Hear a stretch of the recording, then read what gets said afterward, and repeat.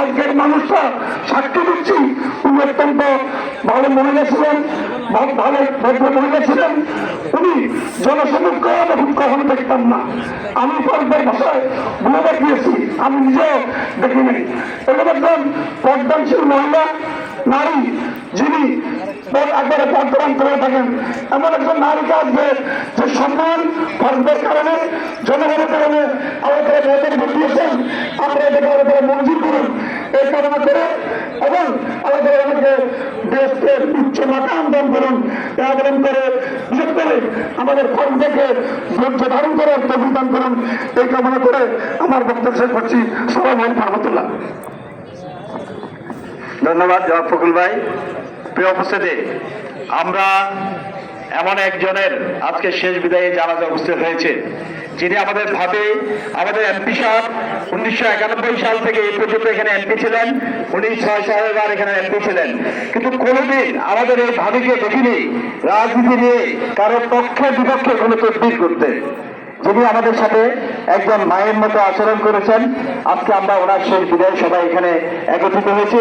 আমরা সেনবাগ বিএনপি পরিবারের পক্ষ থেকে আল্লাহর কাছে ওনার জীবনের সমস্ত কৃতকর্মের জন্য আল্লাহর কাছে ওনার জান্নাতুল ফেরদাউস কামনা করছি। আজকের এখন আপনার সম্মুখে বক্তব্য রাখবেন আমাদের প্রিয় নেতা সেনবাগ থেকে 6 বার নির্বাচিত মাননীয় সংসদ সদস্য মৃত্যুঞ্জয়ী জনতা সাবেক বিরোধী দল চিফ জনাব জয়নুল আবদিন ফারুক সাহেব। জনাব জয়নুল আবদিন ফারুক সাহেব।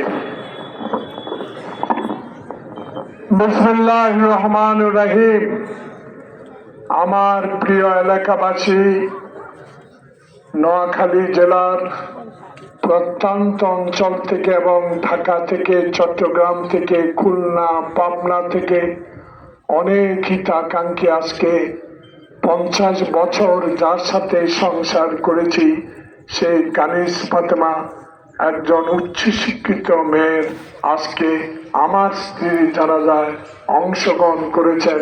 নোয়াখালীর অত্যন্ত গৌরবোজ্জ্বল আমার নেতা মিস্টার মওদুদ আহমদের এলাকা থেকে নির্বাচিত মাননীয় সংসদ সদস্য ফখরুল ইসলাম উপস্থিত হয়েছেন।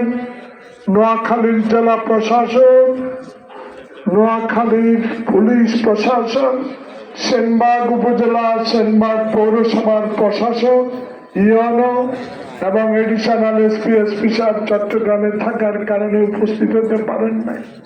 উপস্থিত সকল রাজনৈতিক দলের সমপরিবারের নেতা কর্মীরা, আমার বিএনপি জাতীয়তাবাদী শক্তির সকল পর্যায়ে